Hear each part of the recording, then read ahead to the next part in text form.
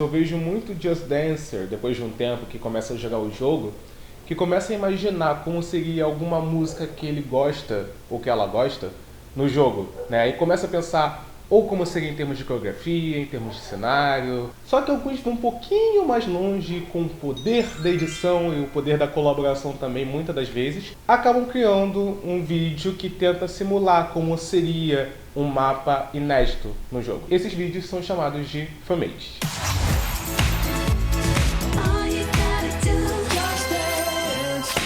Ó, tô até com cosplay de Dancing, Chrono Remix, que eu fui coach, né? Porque sou desses.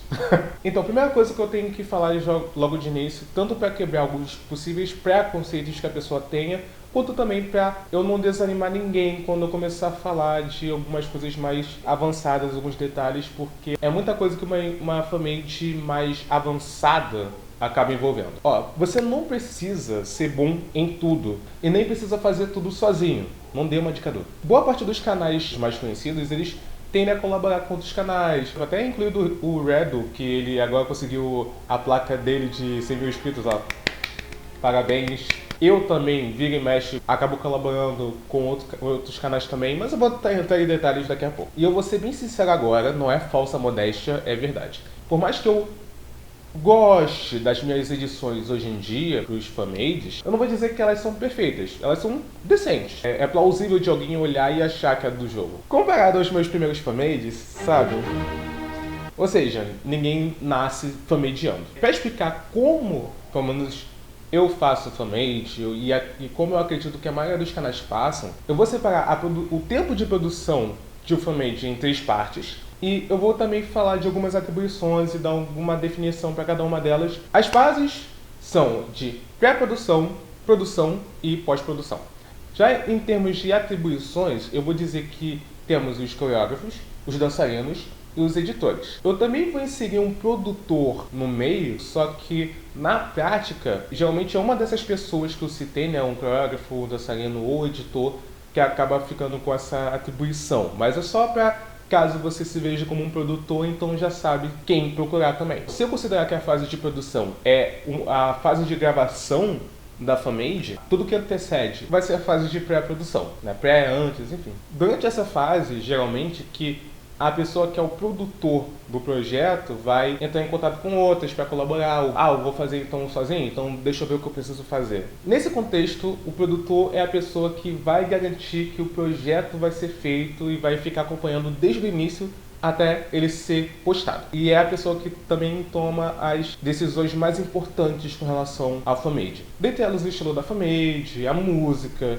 E eu acredito que na maioria dos canais, quem acaba tendo essa função é o editor, né? E eu vou explicar o que o editor faz logo depois. Nessa fase, mesmo que o editor não seja escolhido, é ideal que o dançarino e o coreógrafo sejam definidos. Eu separo o coreógrafo do dançarino porque não é porque você vai dançar no fanmade, né, que é no caso do dançarino, né, que ele necessariamente precisa também fazer a coreografia, né? O coreógrafo pode fazer a coreografia, né, se gravar fazendo e mandar para quem for dançarino. E algo interessante que no caso dos fanmades é geralmente o dançarino fica responsável por achar as roupas para gravar, e como alguns desses dançarinos já estão habituados com cosplay, a fazer cosplay de personagens do jogo, isso os ajuda a tentar adaptar algumas peças de roupa que eles tenham para fazer alguma coisa um pouco mais próxima da ideia do produtor. E algo que eu gostaria de enfatizar, tá, gente? Para quem tá pensando em ser um produtor, né, em algum projeto de fanmade e acabar achando algum dançarino para dança, por favor, lembre-se que você está lidando com pessoas. Não lembro se eu vou repetir isso durante o vídeo, né? Vou ter que eu esqueci do roteiro. Mas assim, é importante você explicar o que você quer, a sua ideia, o seu conceito, para quem estiver participando também, porque ninguém adivinha. E principalmente respeitar também as contribuições que a outra pessoa está tentando trazer para o vídeo. E no caso dos dançarinos, por alguns relatos que eu já ouvi, parece que alguns produtores, não todos, obviamente, pressupõem que o dançarino vai conseguir fazer a roupa perfeita da forma que ele quer. Também não é por aí, né, gente? E lembre-se, gente, para comprar roupa, você tem um gasto e também demanda tempo. Então sempre tente achar um meio termo entre você e a pessoa com quem você está colaborando. Até porque quem faz fanmade, no final das contas, faz porque gosta, porque acha divertido participar desse processo de fingir que está fazendo um Just Dance, né, da vida. E esse lance também de explicar o que você quer é importante também, até mesmo na hora de gravar, porque se você não explica o jeito com que você queira que uma pessoa dance, né, se for algo muito específico, pode ser que ela te grave na melhor das intenções, ó, tentei, suei, treinei, tá aqui o vídeo, e você acabe não gostando porque não estava do jeito que você esperava, só que você não falou para a pessoa como você queria, então no final das contas a culpa é sua. Minhas dicas para essa fase, para os produtores, se vocês quiserem colocar um prazo, e eu recomendo vocês criarem um prazo para vocês mesmos, pense num prazo possível de cumprir, tanto para você quanto para as pessoas que estão envolvidas. Então, até é bom perguntar como está a disponibilidade da pessoa, perguntar, ela provavelmente vai te dizer, eu posso entregar o vídeo até tal dia, até tal mês, e você ir trabalhando em cima desse prazo que também a pessoa está te dando. E ajuda muito se você tiver pelo menos uma visão esboçada do que você quer, mesmo que você vá aperfeiçoando, você imaginando o que você quer em termos de narrativa do fanmade, fica mais fácil para você passar as ideias para o coreógrafo, para você também falar para o dançarino mais ou menos como ele deve dançar, e até mesmo para passar para o editor, para ele já ter uma ideia do que fazer com o cenário. E principalmente se você quiser que haja alguma interação entre cenário e a dança, principalmente com o coreógrafo. Vai ser mais fácil dele ou dela fazer uma coreografia, fácil do editor ver e ter ideias do que fazer de interação. Já para os coreógrafos, não tenham medo de perguntar o que o produtor quer. Saber se eles querem algo mais agitado ou calmo, se eles querem algo mais Just Dance 1 ou extreme do jogo, porque se o produtor já estiver com uma ideia em mente, vai ajudar muito se você conseguir fazer algo que converse bem com essa ideia. E cuidado para não achar que a sua dança tem que ser a melhor do mundo, o melhor Ballable Choice, Cirque du Soleil, sei lá o que. Faça pensando no jogo, faça pensando no que você gostaria ou imaginaria de ver no jogo. E principalmente pensando na proposta da música, pensando na música em primeiro lugar, para falar a verdade. E como a ideia é fazer algo plausível de estar no jogo, pelo menos imagino eu que para a maioria das pessoas que fazem fanmade, lembre-se sempre de focar na mão direita, de incluir repetições, de ter cuidado com o grau de dificuldade também, dos passos conversarem entre si, principalmente nas transições. E prepare-se para ouvir o povo do tá horrível. Porque se algo está na internet, sempre haverá aqueles que tentam denegrir, sem tentar entender a proposta do que a pessoa tentou fazer. Experiência própria. Nessas horas, você, coreógrafo, principalmente, é importante você saber separar o que realmente é crítica construtiva e o que é hate gratuito.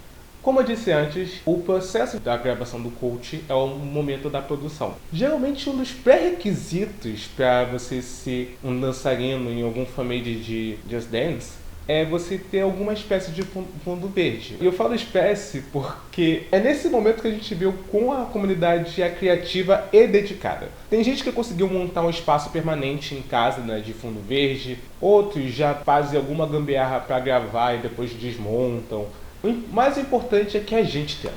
Sofremos, kkk. Mas tentamos, né? E pro produtor do projeto e principalmente pro editor, é bom já ter em mente que nem sempre as condições de gravação de uma pessoa são as ideais. Tanto a questão de câmera, tanto a questão de fundo, tanto a questão de iluminação. Então não espere imagens nível Ubisoft para trabalhar. E, de novo, saiba respeitar as limitações que a pessoa vai enfrentar. Pode ser até que você dá uma dica, pode ajudar, mas, convenhamos, nem todos temos dinheiro ou espaços para ter um espaço no estúdio de chroma key, né? Quem dera. Pode ser que o editor precise de condições muito específicas para conseguir editar? Pode. Logo de cara, né, logo na pré-produção, já converse com o dançarino e veja se dá para ele conseguir ajustar alguma coisa, ou se ele consegue atender todas as condições. E principalmente, de novo, veja um meio termo entre o que o editor precisa e o que o dançarino consegue fazer. Porque imagina, né, ensaiou por horas, ficou vendo várias vezes o vídeo da dança para não errar em nada, Aí gravou, é difícil gravar em chroma key, tá, gente? Dependendo de como você monta, é bem capaz de você escorregar, e você também não quer que seu corpo todo saia da câmera, e enfim, eu posso contar os dramas de chroma key um dia inteiro. Às vezes dançando até com uma roupa que é muito desconfortável, muito quente, pra depois descobrir que o produtor ou editor do projeto não gostou do vídeo e faz de novo. Uma dessas condições, por exemplo, é o dançarino estar pintado ou não de branco. Tipo, tem gente que consegue se pintar de branco e tem gente que não consegue. E isso afeta o tempo que o editor vai passar editando o coach. Então, para os produtores, eu sempre recomendo ter uma ideia de como o dançarino se grava como coach, para já ter uma ideia das limitações e, se o produtor não for também o editor, já entrar em contato com algum editor que consiga trabalhar bem com essas limitações, ou pelo menos que esteja disposto a tentar. Quem quiser ser um dançarino, antes de gravar, é bom dar uma repassada na dança, sem a câmera ligada ainda, pode também ser sem ser no chroma key ainda, até para diminuir o nervoser que algumas pessoas acabam sentindo antes de gravar. É normal ficar nervoso de frente para uma câmera. E na hora de gravar, é interessante você tentar exagerar um pouco nos movimentos, na energia. Um pouco, tá, gente? Não é também para fazer isso daqui, mas... Entendeu? Percebi muito isso com o Family de Dancing. Eu senti que eu parecia desanimado. Eu fiquei pensando, podia ter exagerado um pouco mais, podia ter deixado os movimentos um pouco mais abertos. Lembro que eu já conversei com outras pessoas que faziam gameplays do jogo e mesmo elas falavam que, caramba, quando eu não tento exagerar um pouco, eu pareço mais desanimado, parece que eu tenho que exagerar um pouco quando eu vou gravar. Então é algo que acontece com dança em geral. Outra dica, na medida do possível, você testar o espaço que você tem para você já saber as limitações e como trabalhar com elas. Por exemplo, você pode descobrir que você precisa gravar num dia ensolarado, senão a iluminação fica péssima. Ou que é melhor gravar na vertical do que na horizontal, porque senão suas pernas ou braços ficam cortados. E por aí vai. Consequentemente, depois que a gravação está feita e você mandou o vídeo para o editor, temos o processo de pós-produção. De uma forma bem resumida, né, que eu vou dar um nome de editor só para simplificar a classificação, né, o editor vai ser quem vai fazer o cenário, quem vai editar o personagem.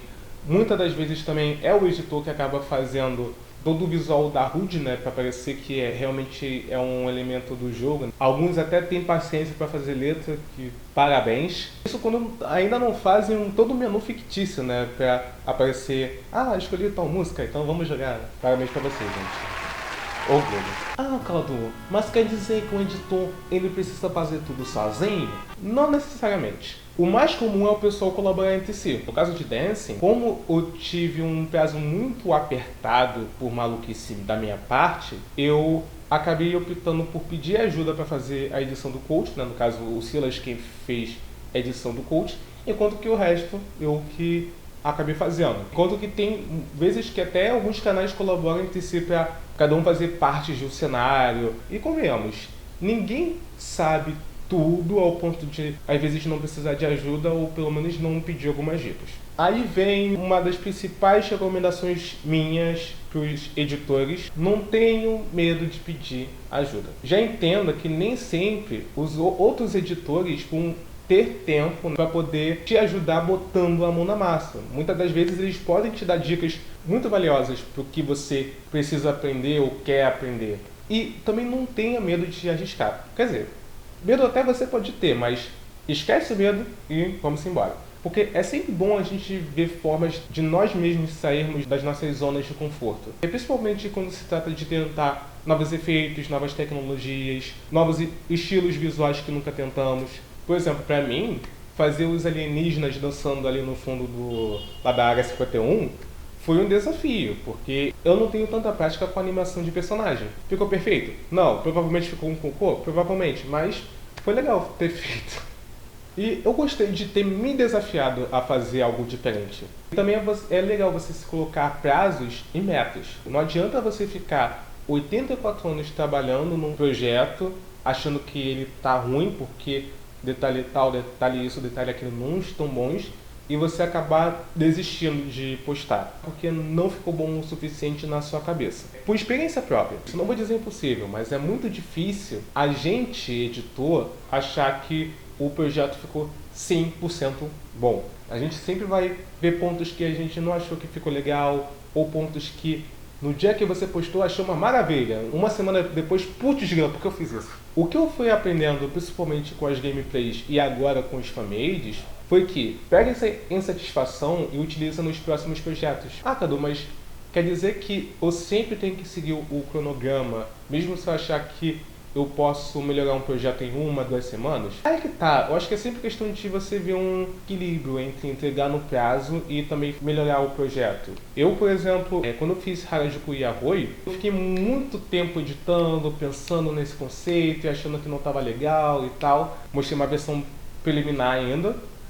Apesar do pessoal ter gostado, teve alguém que até me chamou a atenção e ia mostrar alguns pontos. Eu, sabe de uma coisa? Vou fazer tudo de novo. Mudei o fundo, tipo, completamente de como ele seria. E eu gostei dessa decisão que eu fiz. Levou um pouco mais de tempo para postar? Levou.